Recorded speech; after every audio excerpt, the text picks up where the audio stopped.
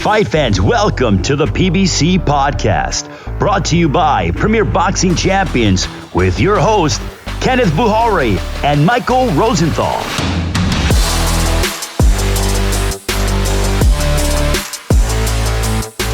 Welcome back, everyone, to the PBC Podcast. I am Kenneth Bouhairie. And I'm Michael Rosenthal, editor of USA Today's Boxing Junkie. I want to thank you guys, as always, for tuning in to what should be another great episode. This week, we have got Chris Colbert joining us, as well as Stephen Breadman Edwards. And on toe-to-toe this week, Mike and I are going to discuss Benavidez versus Andrade. Is it the best fight to be made at super middleweight? But first, let's jump right into the week in review. Last Saturday, undefeated WBO junior middleweight world champion Tim Tszyu returned with another impressive victory, his third in 2023. This time, Tszyu won a 12-round unanimous decision over the game and dangerous Brian Mendoza. Mike, what were your thoughts on the fight? I thought it was a pretty good fight for the first half, and then it sort of turned into more of a showcase for Tszyu, and I guess a stage for Mendoza to show how durable he is. I always prefer a great, back and forth competitive war, but I like a strong performance too, and that's what Tszyu delivered once again. Yeah, I thought so as well, and I mean, he just looked awfully hard to beat from where I was sitting, and he landed a bunch of big punches. Were you surprised Mendoza was able to last the distance? Yeah, to a good extent I was. 98 of the 120 punches that Tszyu landed were power shots, according to CompuBox. That's 82% of his total punches. And many of them, especially those uppercuts that sort of stand out in my mind, they were just big shots. I think most guys wouldn't have survived. Mendoza proved how tough he is and how fit he was going into that fight, no doubt. Again, it's the third time we saw Tszyu fight this year. Did you learn anything about him in this battle? I don't know whether I learned much. His performance sort of reinforced the perception, I have of him now. I wrote about this in my PBC column. Tszyu doesn't do any specific thing extraordinarily well, but he does everything well. That and his, own durability plus his fighting spirit, I believe, make him an extraordinary fighter. So, in your opinion, can this extraordinary fighter beat Jermell Charlo? I mean, did you see anything that maybe changed your opinion about that fight? Well, I think the combination of Charlo's loss to Canelo Alvarez and another good performance from Tszyu has changed my opinion to some degree. I would still favor Charlo, but he seems more vulnerable now after losing so decisively to Alvarez, even with the size difference. And Tszyu just looks better and better every fight to me. So bottom line for me, this is a hell of a matchup, especially now. I think either guy could win this fight. Yeah, I mean, I think Tszyu's certainly a formidable opponent. I look at Jermell's performance against Canelo, and I'm like, man, that would be awfully tough to beat too. I mean, period. I think that, Canelo was able to walk through shots and do some things in there because he's so great and because he was so much significantly bigger. But that Jermell Charlo probably outboxes a lot of guys. What about Terence Crawford versus Tim Tszyu? What are your thoughts on that? Well, listen, I think tangling with Crawford would be a massive challenge for anyone, including Tszyu. Crawford's all-around ability is just absolutely through the roof, in my opinion. That said, Tszyu is a naturally bigger guy and a particularly strong 154-pounder. I don't think that's the equalizer in this fight by any means, but it would help Tszyu. Still, I think Crawford would be too much for him, just like he'd be too much for anybody. But Tszyu's the kind of guy who would go out on his shield, go out on the proverbial shield. So I think it could end up being a really entertaining fight.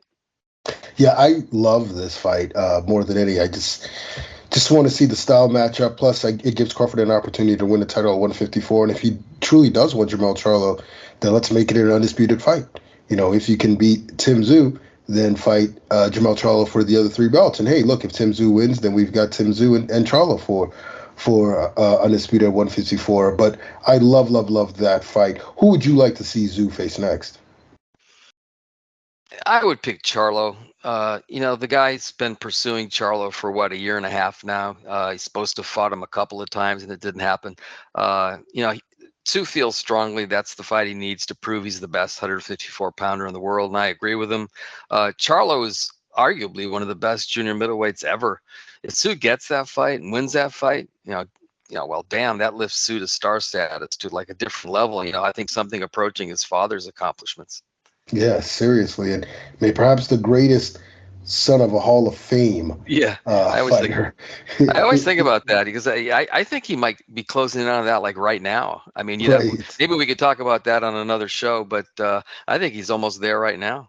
Yeah, it's certainly been impressive what he's done so far and how far he's come along. Now, in the co-feature, Sam Goodman made his featherweight debut, 125-pound catch weight against Miguel Flores, and boy, I mean, Goodman looked good. I mean, once again, we saw what he did against Rais Salim, and now we see what he did against Flores, scoring one knockdown, winning a 12-round unanimous decision. How do you think Goodman looked on Saturday night? I thought he looked terrific. This he's not a big puncher, but somehow he's still a beast. He's an excellent technician. He's a really good athlete, but he doesn't fight like that. He doesn't stick and move and dance or anything like that. He stands right in front of you and picks you apart, as he did against Flores. And again, while he's not a power puncher, his hands, I think, are heavy, as we saw when he put Flores down with that body shot in the 8th round. You take some shots, with Goodman's aggressive approach, but he took everything that Flores threw at him, and he clearly got the better of Flores. So anyway, I really like what I see from him in his past 2 fights. This guy's really good. Now, this was Goodman's first fight at featherweight. I was going to ask you where you rank him among 126 pounders, but before we get to that, if he were to stay at 122, how would he fare against Naoya Inoue? Okay, well, in a way, it's like Crawford. They're almost interchangeable. You could be a really, really good fighter, and you could be competitive with anyone. But when you're talking about guys like Crawford, in a way, you're talking about completely different animals. I really like what I see with Goodman. I think this kid's got a really, really bright future. But to step into the ring with Inoue is just something altogether different. Now, listen, nobody's unbeatable. Nonito Donaire gave him problems in that first fight, although Inoue was hurt in that fight. But I just wouldn't pick anybody to beat Inoue. So I think that Goodman's got skill. He's got heart. I think he'd come to fight against Inoue, but I think he'd lose that fight. What about at 126? Where would you rank him among the featherweights? Okay, so if he stays at featherweight, I would rank him in the top 10 right now, just in terms of ability, maybe even a little bit higher. I don't want to jump the gun. He just recently had his breakthrough victory over Rais Salim, which was real big for him. But I think he has the ability to hang with anybody in the division. Once again, I think this kid could end up being something really special. So let's see. There's some good fighters at the top of the 126-pound division. I think Goodman can hang with them, but we'll have to wait and see. Who would you like to see him face next? So this might sound crazy, but maybe Stephen Fulton, assuming Fulton fights at 126, and I think he is. I think he will. I know that would be a big step, but Goodman strikes me as the kind of guy who wants a challenge. It looks absolutely fearless to me.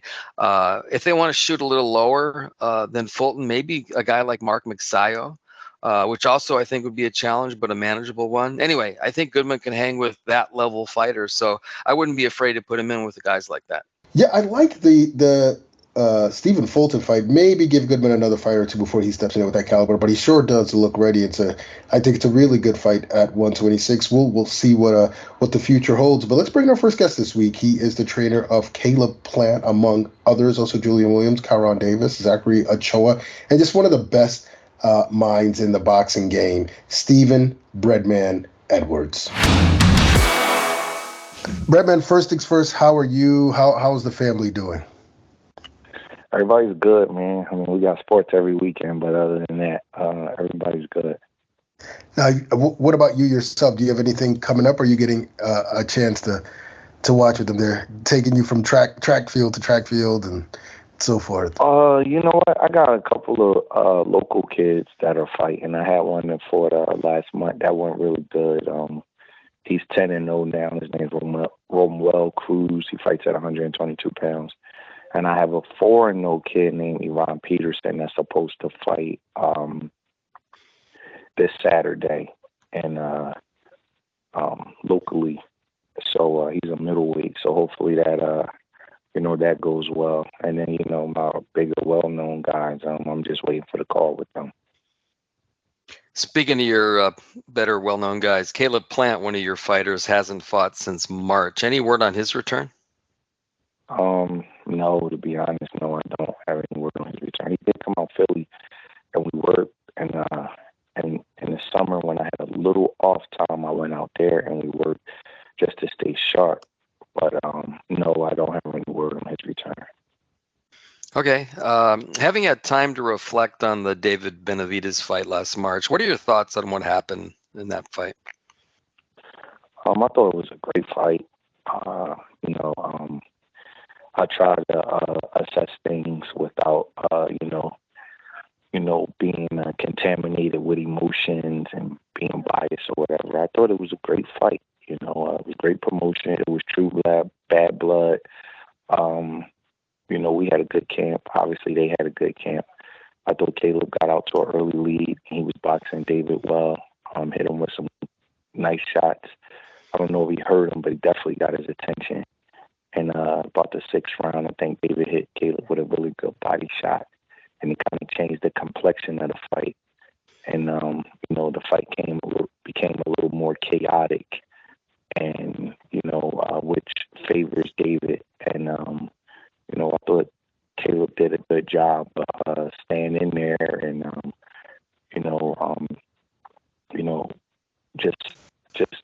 trying to weather the storm. But it was like the tale of two fights where David got the better of it in the second half. We got the better of it in the first half. I thought Caleb tried to steal, the last round. The scorecards were all over the place. I have no issue with David winning, though. I thought it was maybe a 7-5 fight in David's favor, if I'm being honest.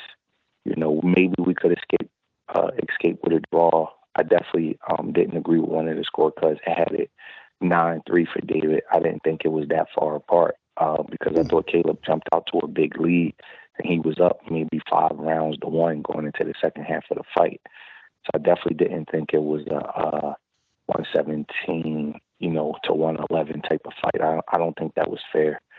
But it was a great fight, great experience, and I was proud of Caleb after the fight. David prides himself on knocking guys out and, kind of snowballing them. And Caleb refused to allow himself to get stopped that night. I was proud of him. I think that was a better Caleb Plant than what Canelo fought. Being under that fire that Canelo brought, it allowed him to overcome certain moments that he wasn't able to overcome with Canelo. So I was proud of him, and I got a lot of respect for Team Benavidez. I think David's a great fighter. And, if he didn't win and lose his title, if he didn't lose his title a couple of times for out of the ring type of stuff, I think he would be, in strong consideration for a pound-for-pound type of fighter. I think he's a great fighter. And there's a reason why a lot of guys don't want to fight him. Yeah. Now, Caleb's been pretty adamant about fighting Jermall Charlo next. Do you think Jermall would need a tune-up or two before he got in the ring with Caleb? That's not my place to say. I don't know what he would need because I'm not training him, and I don't, have any knowledge of what goes on in his camp. So I can't really say that. If he wanted to fight, I'm sure Caleb would be on board, and if he needs tune-ups, I don't know how long Caleb would be willing to wait around. So I can't really say what he needs and what he don't need. Jermall's also an excellent fighter, but what he does is I'm just not I don't even have the knowledge of what's going on with him to say what he needs and what he don't. Because everybody's different. Some guys don't like tune-ups, and some guys do. Sometimes when you get to a certain part of your career, you got so much money, it doesn't turn you on to just train for a lesser guy because camp is brutal. And no matter, you still got to do the same amount of work. You still got to cut weight. You still got to spar. You still got to run. You still got to do strength and conditioning. You're torturing your body. And some guys, it's not really worth it to them to torture their body for somebody that that they kind of feel that they know they're going to beat. So I don't know what he needs. I heard that he's fighting Jose Valenzuela Jr., which is a good fight. And we'll see what happens after that. What do you think of Jermall as a fighter over the years? What's your assessment of him? I think he's really good. I do. He gave me my first loss with Julian Williams, and we was in great shape that fight. We were really sharp. We had a good camp, and Jamal overcame some really sharp counter punches that Julian hit him with, and he won the fight. I think though, but since that fight, he his career has kind of have two halves, like his career as a junior middleweight and then his career as a middleweight. He's kind of been a little inactive as a middleweight, and he struggled a little bit in some of his fights against Karabarov and Montiel, and he just hasn't had the opponents at middleweight that he had at junior middleweight. And but I still think he's an excellent fighter. He's really strong. He got a strong jab. He has a great chin, and he's an athletic guy. People confuse athleticism with talent, and he's not like the most flashiest, talented boxer I've ever seen, like Roy Jones. I think Roy Jones training now. Roy Jones like athletic and he's super talented, but Jamal is like a big, strong, athletic, hard guy, and it works for him, man. And he's gonna be formidable against anybody that he ever fights. He hasn't lost. He's a winner, so. He has an undefeated record for a reason, so I got a lot of respect for him as a fighter. We don't know if it's going to happen, but how would you see a fight between Jamal and Caleb playing out? It'd be a good fight. I think Caleb is a tad quicker. Probably a little bit better pedigree. I think he went a little farther as an amateur. I don't think he's so much bigger, even though Jamal fought at a lower weight. I think their size is comparable. They probably walk around at the same weight, height, length, all that kind of stuff's probably the same. Jamal probably, he has a little bit more knockout, so he probably is considered to be the bigger puncher. But I don't know. We got to see when they get in the ring, because Caleb can hit too. It's a good fight. On paper, it's probably a 50-50 fight. Some people probably would favor Jamal. Some people would probably favor Caleb. I think Caleb's probably a better boxer. Their athleticism is around the same. Both of them have great jabs. Jamal has a big right hand. I think his right hand's probably a little heavier than Caleb's. Caleb's left hook is probably a little better. It's a good fight. I think it's about 50-50. To be honest with you, I think it's going to come down to who's having the best camp and who wants it the most. I think Caleb. I think Caleb will outbox him, but I don't know it. We got to get in the ring and we got to see. We got to go through camp and we got to grind it out. And Caleb has to deliver that night. But I'm really confident in Caleb. He's chasing some tough fights. He took Uzateki fight off of a year layoff. He was an underdog in that fight. He took the Canelo fight. He was only 21-0. Took a year off. He took Darrell, who's a hard-punching guy, who was a two-time champion. Then he took Benavidez, who literally, people don't like to hear this, but the whole stable ducked him. You know what I mean? Nobody wants to fight David Benavidez. And he took him, as the first big fight of 2023. So, I'm confident of how confident Caleb is in fighting Jamal. So obviously Caleb's my guy. I give him a slight edge, but we would have to work our ass off in camp to get ready for a fighter, who's never lost and trying to, get his career back on track. That's a lot of motivation. And, I would expect Jamal to bring his A game. Speaking of Charlo, his younger brother Jermell fought Canelo a couple of weeks ago, as everybody knows. Jermell's taken a lot of flack for his performance in that fight. What did you see in that fight? See, I'm not his trainer. I'm not part of his team. So, I'm not as hard on him as everybody else has been. I honestly saw a Jermell that's he fights that kind of fight. He's very, he has a low punch output. He moves a lot. Just because they're twins, that doesn't mean they fight exactly alike. Jamal, the one that's possibly going to fight Caleb, is like more of a destroyer kind of fighter as far as like stalking guys and not backing up. Jamel actually moves a lot. And then what he does is he runs people into hard counter punches, usually late in the fight, but he's not a guy that like throws a bunch of punches and goes balls to the wall. So I didn't expect him to do it against Canelo, who's an all-time great fighter. If you look at Jamel versus Brian Castano, he moved. And in the first fight, there's a good chance that he could have lost, but he got a draw. Second fight, he started a little slow, got himself together, and wound up knocking him out. Same thing with Tony Harrison. Tony Harrison stepped to him, and he started moving because Jamel is really a boxer who just happens to have a big punch. But when you fight a guy like Canelo, who is a level above Harrison and Castano, then it makes you look worse. But I just think that that's just what you call a really good fighter or excellent fighter, and Jamel fighting all-time great fighter in Canelo. So he kind of like looked bad in the fight because he couldn't get much going and he was losing the rounds. But that's how he always fights. He's a late round puncher. He loses a lot of rounds, but he stays with it and he tries to clip you with big shots. But if you look at his record close, look at the rounds that he wins and loses. Look at the points of his fight. He got a majority decision versus Austin Trout.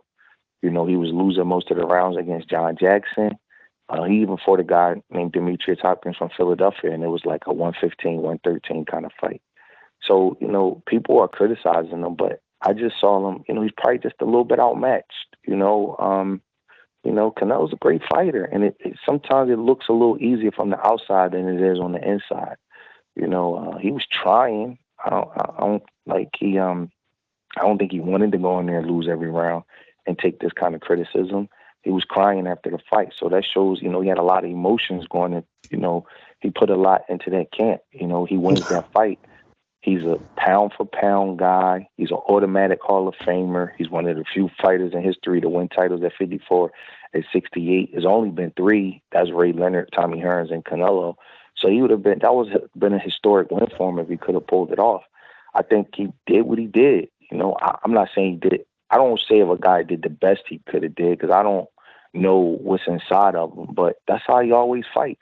I just think we got to give Canelo credit. Canelo is a great, great fighter, and I don't think we realize when you're looking at it in real time what he is. But it ain't too many guys that's 5'7", start out 154 pounds that could dominate 68-pounders and win a title at 175 pounds. He's a strong guy. He's a hard puncher. He's very savvy.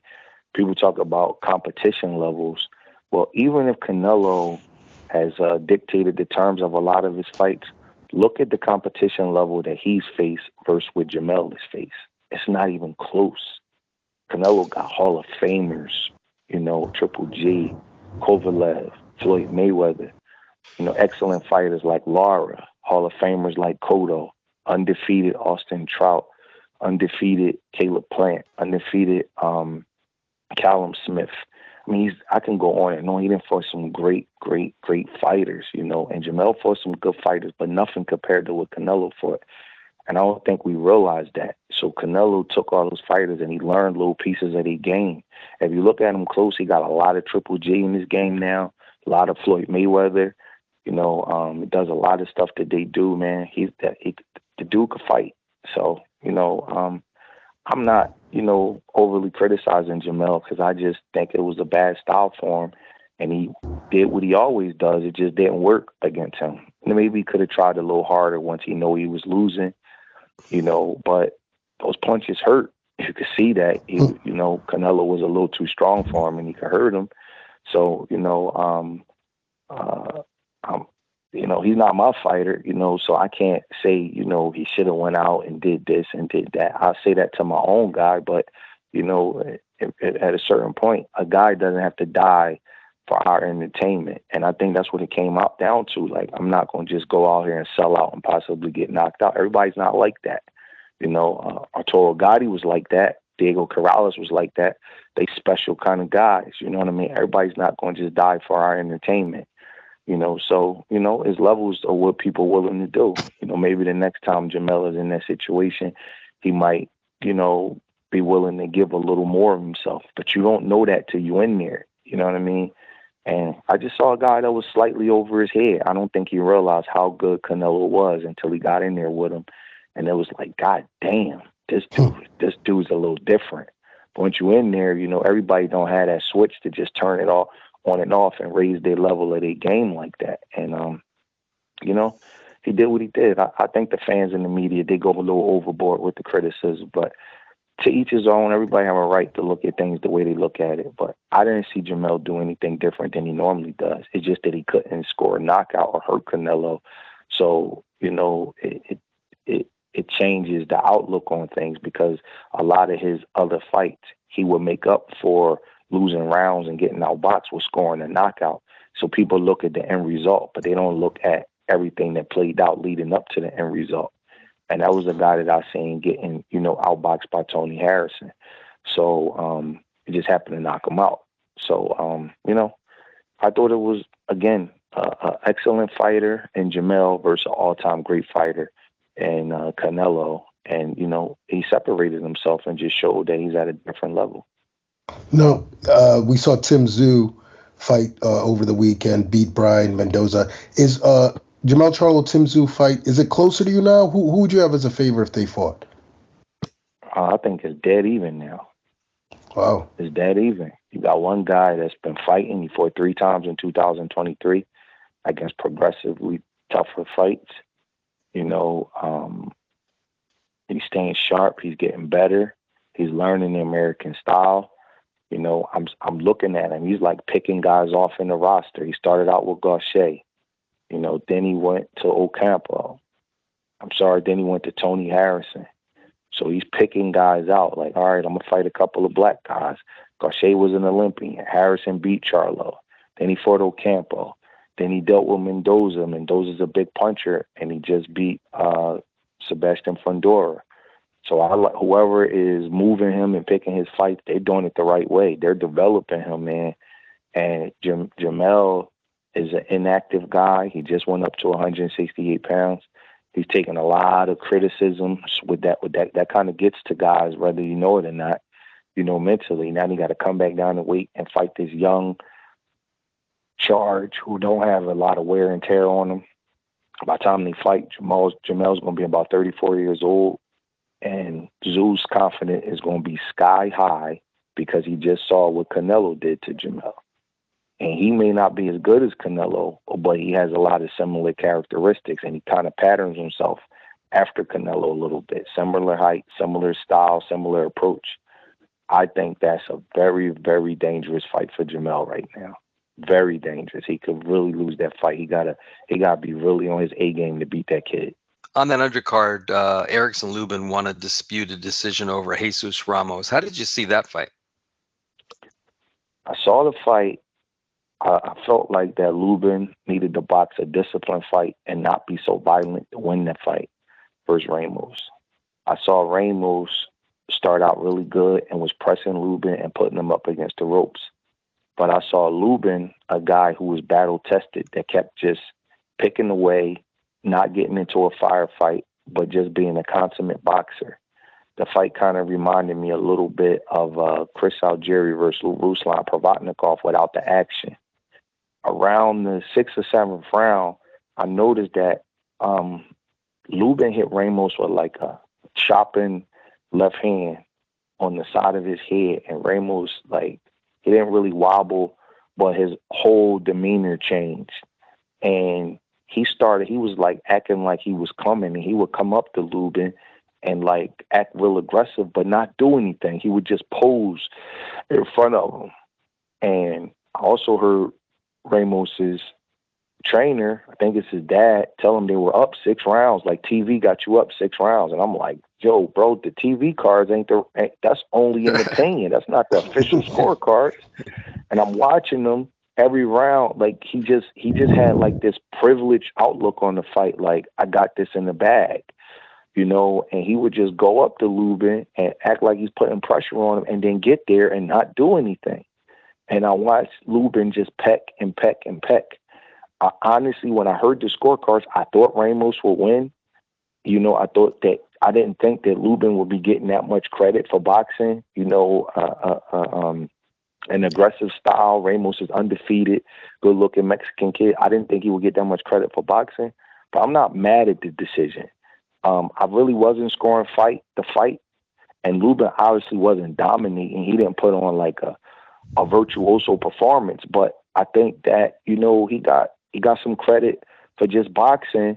And when you're there and you're not influenced by the broadcaster's opinion, then it's a little bit different than you watching it on TV. I wasn't outraged. You know, I was saying to myself, like, damn, this fight's getting kind of close. I wonder who's winning these rounds. And I'm not going to lie and act like I thought Lubin was going to get the decision, because I didn't.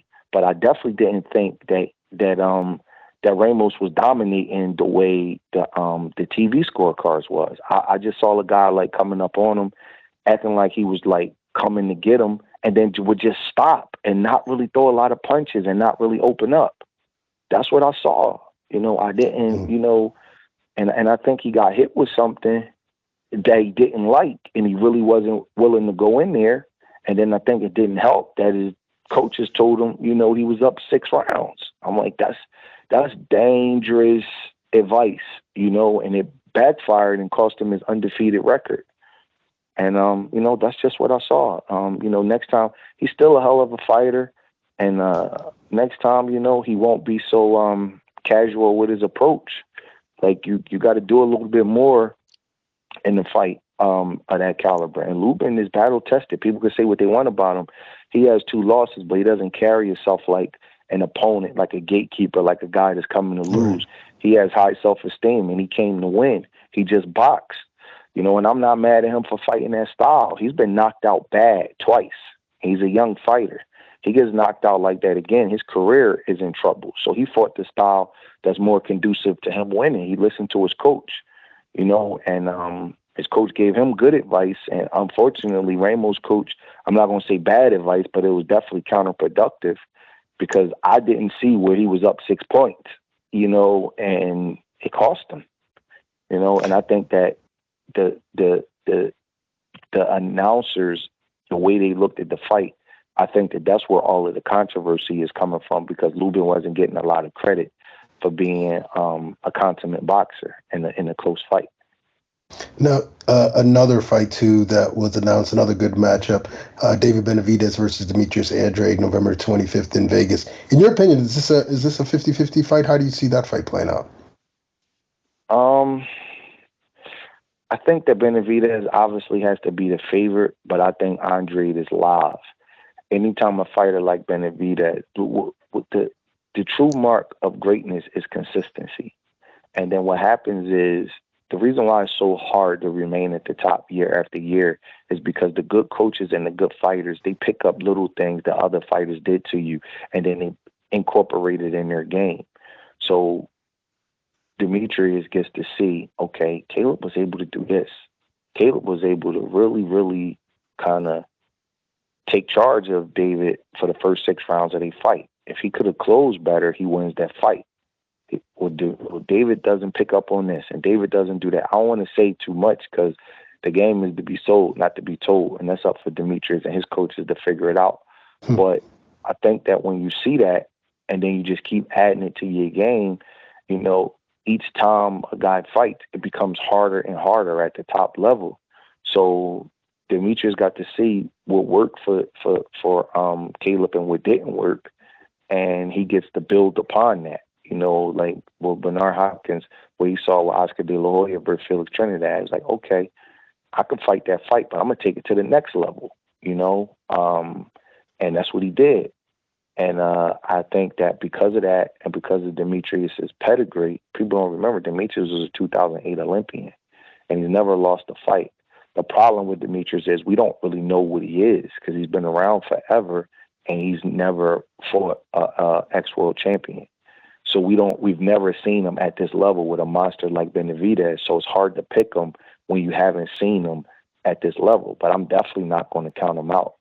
I don't know if it's 50-50. You know, David deserves to be the favorite, but Demetrius is in the fight. You know, he could be a great fighter that just never had a chance to prove it. We just don't know. Right. You know, unfortunately, we're not in this era of boxing. Does not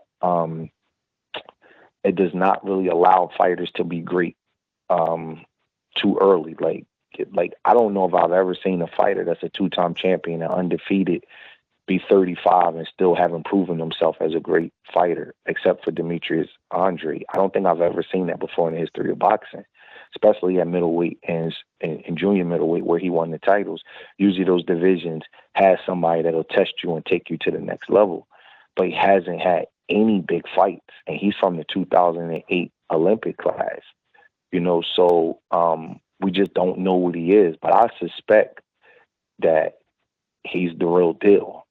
That's what I suspect, but I'm not going to, give him credit for something that he hasn't done yet. I'm just curious to see how he's going to react to that pressure, that style, the big moment. It's different when you're under those bright lights and you got the media obligations and your anxiety is getting to you and the crowd is just making your heart beat faster. It's a little different. David's been through it, fighters don't admit this, but look how long it took for David to get started against Caleb. Sometimes your nerves get the better of you in those big moments. So Demetrius has to go through that now. So it's a lot of unknown variables in the fight. I slightly favor David, but that's a good fight. I'm very curious to see how Demetrius is going to respond to the punishment, the pressure, and the moment. Who do you think he has a better chance of beating Canelo, Benavidez or Andrade? Can you ask me that after they fight? Okay, that makes sense. Yes, it's hard to tell, and I'm serious. I don't want to say the politically correct answers, but I just haven't seen Demetrius in with enough guys at that level. I just don't know. You know what I mean? It's just hard to tell. He hasn't fought. Like one of the two things that is the marker on your resume when somebody or like a historian or prominent media person goes back, the two things that they look at is how many ring-rated fighters has the fighter beaten. Exactly. How many ex-world champions has they beaten? And if you look at Andre's resume, he doesn't have a lot of that on there. He has no ex-world champions. I think Jack Colbert was the regular champion. And he's beaten a couple of solid guys, Willie Nelson, Spanish Man of Rosen, Jack Colbert, and it's thin after that. You know what I mean? And those fights were a long, long time ago. So it's just a different level of guy that he's going against. Doesn't mean that he can't do it. We just don't know. You know what I mean? So I don't really know. I got to see how he reacts to David. I mean, if he outboxes David and makes him look silly, then, obviously he would have the best chance of beating Canelo. But we don't know. We got to see. Yeah. Good point. Terence Crawford's also called Canelo out. Do you think that's too big of a jump given Canelo's obvious ability? Before Canelo fought Jamel, I actually quietly said to myself, Crawford's going to beat him, because I felt like Crawford was riding high. I feel like that he lives such a clean lifestyle. I feel like that, he's one of those special, rare talents that can rise and do whatever he needs to do. But after the Jamel fight, I don't know anymore. That Canelo really must have put in the work in camp. That wasn't the guy who fought John Ryder, and that wasn't the guy that fought Triple G in the third fight. So if that Canelo shows up, I don't know. Canelo's a strong guy, and Crawford, for as great as he is, he's not unhittable. He's more of a counterpuncher than what you call a great defensive fighter. And, that is 21 pounds. I don't know what weight Crawford will come in at, but if he comes in fast, then he can't shock absorb the punches. And if he comes in too big, he might be too slow. So I don't know. I know more about Crawford than I know about Andre. I would never say that he can't do it, because I think Crawford is special. I think he's really special. I think Ray Leonard is my favorite fighter, and I think Crawford could stay in the ring with Ray Leonard and hang with him. I think he can hang with guys like Floyd Mayweather. I think he's one of the best fighters that I've ever seen in my life. But 21 pounds is a lot, and Canelo's also a great fighter. Yep. So right now, that fight, I would say that's a 50-50 fight because I know a lot about both of those guys, with a slight edge probably being to Canelo because of the weight. But I would not count Crawford out at all because he could move, he could box, and he is super physically strong. He's a lot stronger than he looks and what people realize. I don't know if you guys were paying attention, but at one point in that fight, he pushed Earl. And he knocked Earl about 5 feet back. And I was like, man, this fight's over with. He's a very, very, very, very strong guy. He got like freakish strength. I don't know, if it was built or it was genetic or what. Like that's a strong, strong dude. And a lot of times in the gyms, the smaller guys have the advantage because of the headgear on, because the big guy can't hurt him. And if Canelo can't hurt him, he's not going to beat him. But Canelo can punch, you know what I mean? And, anybody, we got to see if Crawford can take his punches, but if Crawford doesn't get hit with anything big, I think he can outpoint Canelo. I don't think he can stop Canelo, but I think he can outpoint him. The question is, can he take those punches? And Canelo is a elite level boxer too. He knows how to put his hands on you. So that's a great fight, you know what I mean? But Canelo got enough work at 168, because Benavidez is breathing down his neck and he definitely deserves a shot at him. So see how everything works out. Sweet, man. Breadman, we could talk to you we could keep going, man. We want to thank you as always for taking the time out to talk to us, and hopefully we hear some announcements real soon. But if not, we're got to get you right back on after Benavidez-Andrade and get your take on it. So, thanks a lot as always, and look forward to having you on again soon. Just let me know, man. I appreciate you considering me. It's time for Mike and I to go toe-to-toe, and this week we took the advice, or we got this idea from a fighter, and the question is, David Benavidez versus Demetrius Andrade, is this the best fight at 168? And we got this from Demetrius Andrade, who during the press conference for the Benavidez fight, which is November 25th, Saturday, at Mandalay Bay in Las Vegas, live on Showtime pay-per-view. And Andre believes this is the best fight that can be made at 168 pounds. Obviously Canelo Alvarez may disagree. Caleb Plant may disagree. David Morrell may disagree. A few 168-pounders who may disagree with that sentiment. What saith Mike Rosenthal? I think it depends on what you mean by best. I think you just sort of alluded to it. I think the biggest fight is still Benavidez and Canelo Alvarez.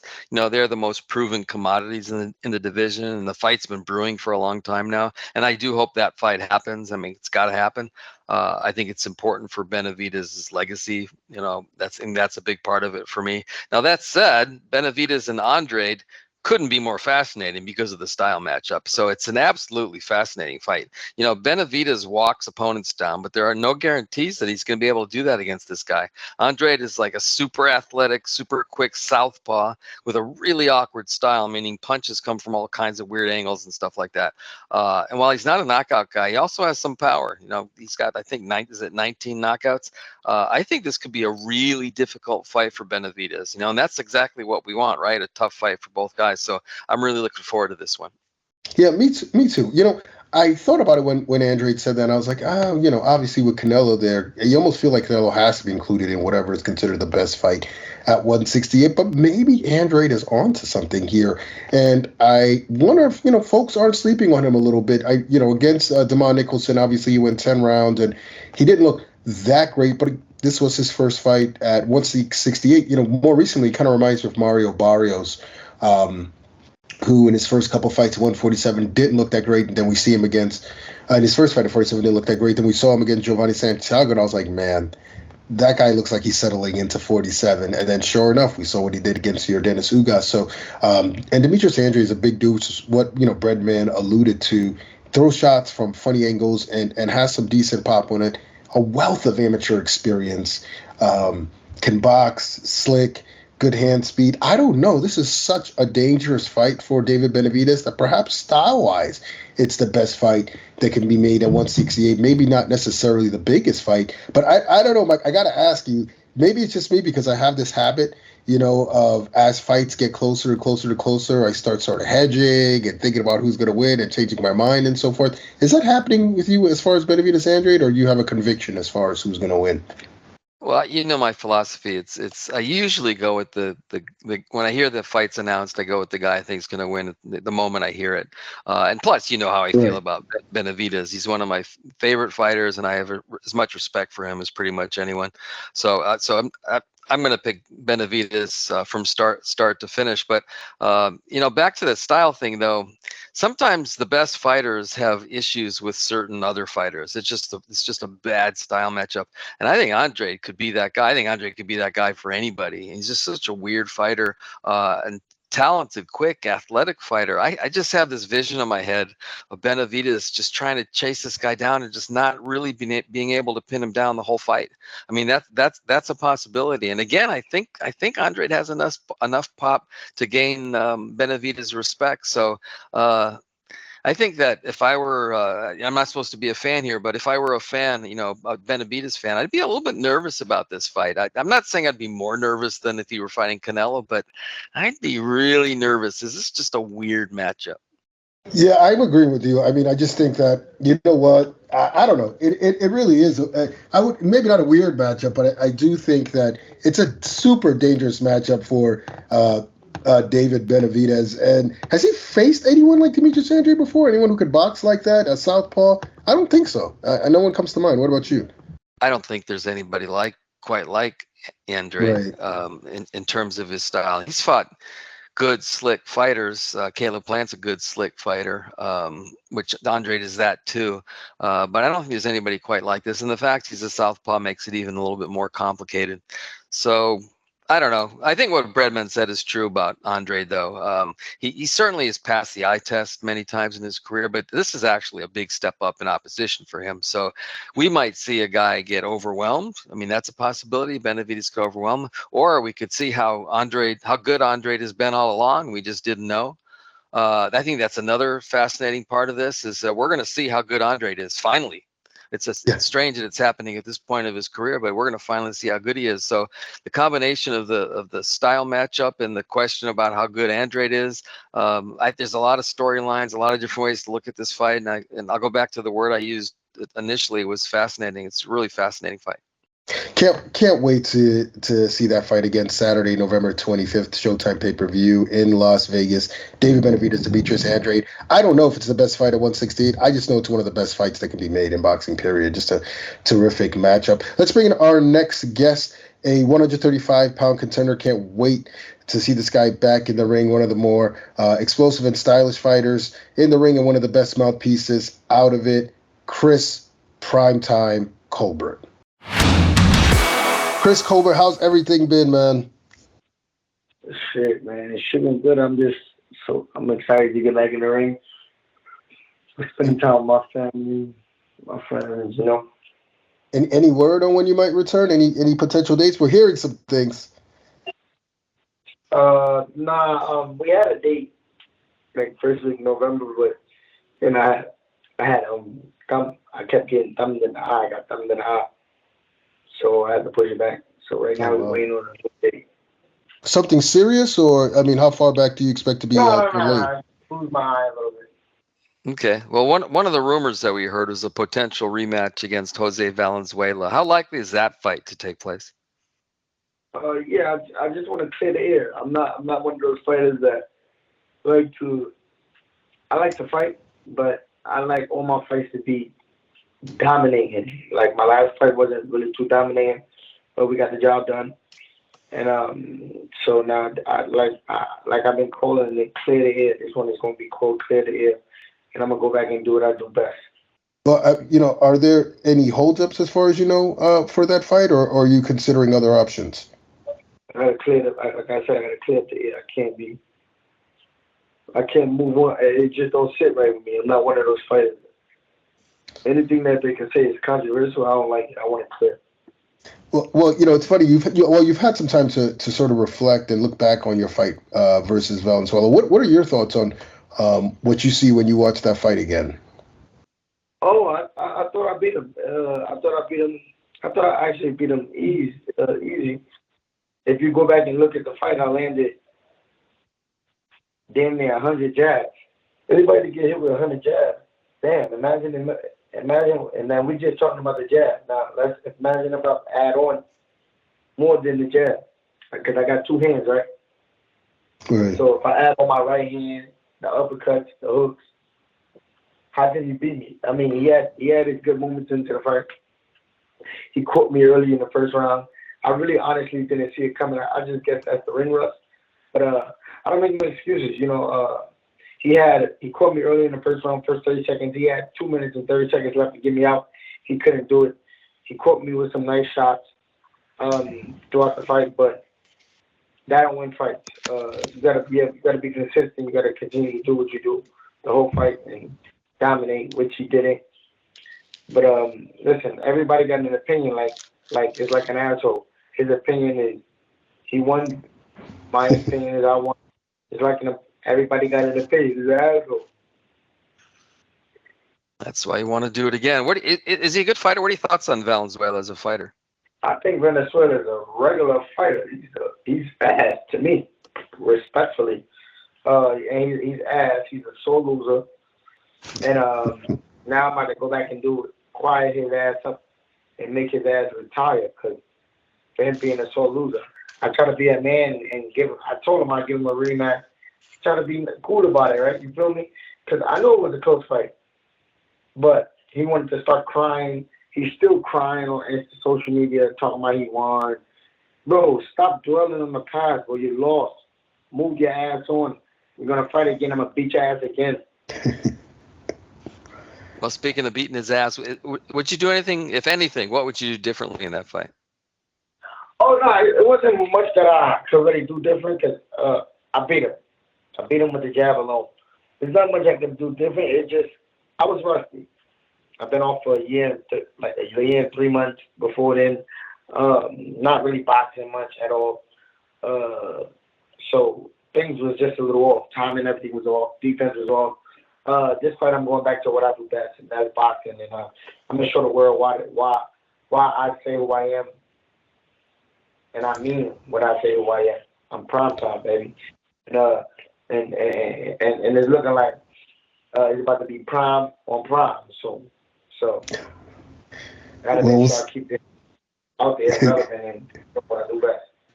Well, that would be great for you. You know what I mean? That's great marketing for you if that were to happen. So, I like that name. Now, you know, your only loss so far has been to, you know, Hector Luis Garcia. Do you still think about getting a second crack at him? Hell yeah. I told him that's the only way I'm going back down to 130 pounds if I get, or I get an opportunity at a title at 130. Other than that, there's no reason for me to go down to 130 to fight nobody unless I get him. And I definitely want to revenge my loss and show the world that shit happens, and you live to see another day. You move on to fight another fight, and this is really me. I am who I say I am. There was also some talk of a potential fight between you and Gervonta Tank Davis. Was that just, you know, internet chatter, or was there some truth behind that? That was just internet talk. So I want to be known as that one fighter out of the bunch that is willing to fight anybody, that's open to fight anybody. I don't duck and dodge no fights. So when it's all said and done, they're going to be like, nah, this guy Colbert, one thing about him, he fought everybody. So I mean, you're saying that's a fight you would seriously consider, though, definitely if that was on the table. Yes, for sure, 100%. Listen, I'm in this sport to, like I said, I'm in this sport to create finding path that a lot of fighters ain't really doing, and that's fighting fighters that they think I can't beat. And I've been doing that for a long time. Honestly, in my opinion, there's no fighter in the game with better resume than me with 17 fights and under, except for Lomachenko. But Lomachenko don't count. He's a two-time Olympic gold medalist. Yeah, speaking of Lomachenko, I mean, obviously 135 is so stacked. If you took yourself out of the equation, right, who, in your opinion, who do you think is the best lightweight today? Oh, I don't think I'm the best lightweight because I didn't prove that. I didn't fight under big lightweights yet. There's three ways you go about it. Gervonta Davis, biggest seller, biggest money, biggest everything in the lightweight division. Devin Haney, best resume in the lightweight division. With Lomachenko, Chojo Diaz, Linares. He has the best resume out of at the 135, and then we got Shakur, the most obvious, the most avoided in the 135 division. So you can't really split that up until they prove who is the better person at 135. You know. Gotcha. Got it. So if you could choose, who would you like to see Tank face next? I want to see Tank and Devin. Devin's got Colbert next, though, right? Yeah. Yeah. I think Colbert might beat him, but Devin Haney could box his life away. Okay, we'll stay tuned. You have good takes on a lot of these things, so we wanted to get your opinion on certain fights. David Benavidez versus Demetrius-Andrade. Who do you give the advantage to? One person I can say I really like is that what's his name? David Benavidez. Like, I respect him and his career because he's a dog. He's like me. He don't duck and dodge nobody. He fights anybody. I respect him. But I personally think Demetrius-Andrade is going to get stopped. Wow. Picking a stoppage win for Benavidez? Yep. I like it. Interesting. Okay. We'll have to get that officially on video at some point. But why do you think he stops Andrade? I think Demetrius-Andrade is, 1, his age. 2, he's inactive. 3, he don't throw enough punches. 4, he don't got enough punching power. I just think that Benavidez is a dog, and he proven to the world who he is, who he say he is. So let me ask you this: do you think that Benavidez can beat Canelo? That's a toss-up, 50-50 fight, but yeah, that's a toss-up. But like I said, I fuck with David Benavidez. He's a cool person. Me and just spoke, and I told him. He told me that he respect my resume. He respect what I do in the sport. He respect me taking big fights, coming off losses. Respect me taking big fights, coming up. I told him the same thing. Listen, I respect you, bro. You're really that guy. You prove to the world that you're that guy by going out there, climbing up the time and fighting big names.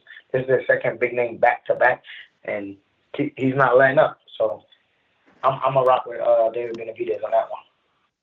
You know, speaking of Canelo, what do you think of his performance against Jermell Charlo? Jermell Charlo fought like a girl. He didn't take that fight to win. He took that fight just to fight, to get the money. I respect it. I think Jermell Charlo is an absolute tremendous fighter, but that fight he didn't fight. Like, you can't expect to win if you don't throw. Terence Crawford has actually been calling out Canelo too. What do you think about that matchup? Thankfully, I learned my lesson from going against Crawford. I don't think nobody can beat Terence Crawford right now. Skill-wise, he's the best skill fighter, pound for pound. I think right now, if it depends on what weight they fight at. If Canelo come down a class, can he have a chance? Terence Crawford got a chance. If Crawford go up to 68, no shot. I ain't gonna lie, he's gonna be too small. Interesting.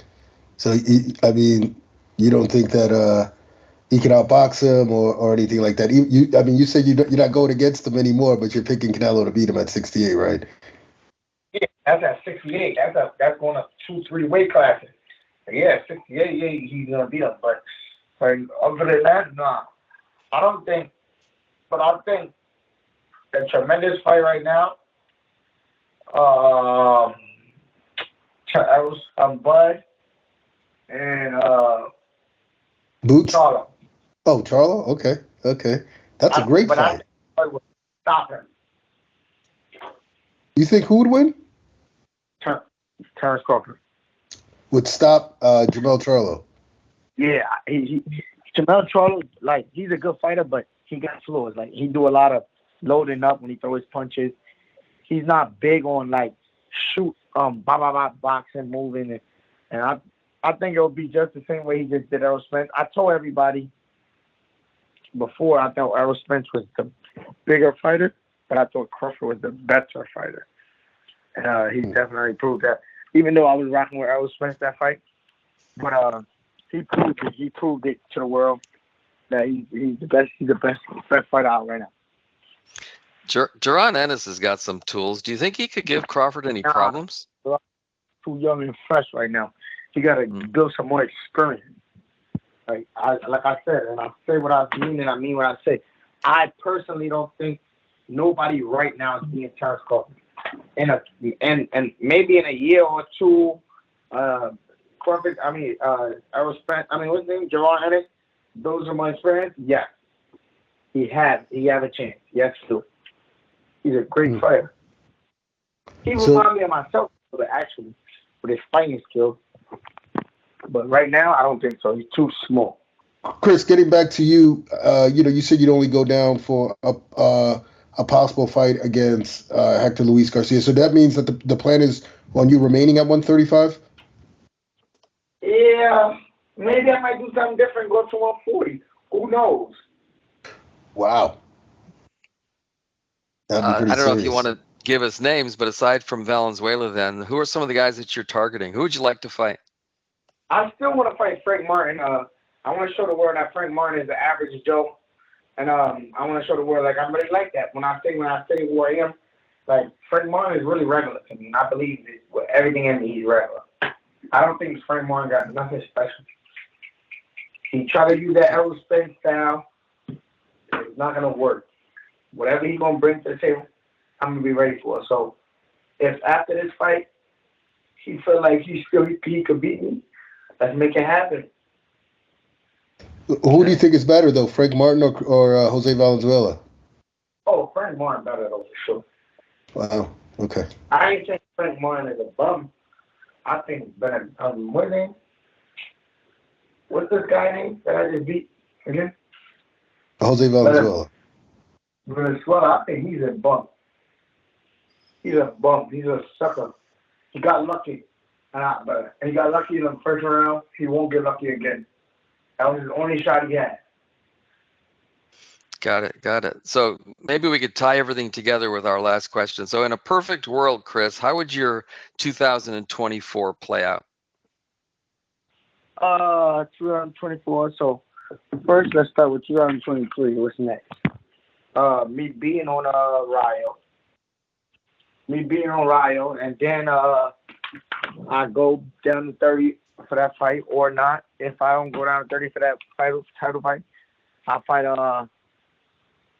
Frank Martin and get that number one spot, and then I'll fight one of the champions at 35. I like it. Very specific. Chris, it's always a pleasure to talk to you, man. Appreciate you taking the time to be with us. Always a pleasure talking to y'all, man. I appreciate y'all all the time. I know y'all my guys, man. We need you back in the ring, Chris. Can't wait to see you back in there, man. I'll be back this year, though, for sure. Awesome. It's going to be a great performance at that. That's going to do it for this week's show. We want to thank Chris Colbert and Stephen Breadman Edwards, of course, for joining us, and to you guys for listening. And be sure to check us out next week for more interviews, more boxing banter, right here on the PBC Podcast.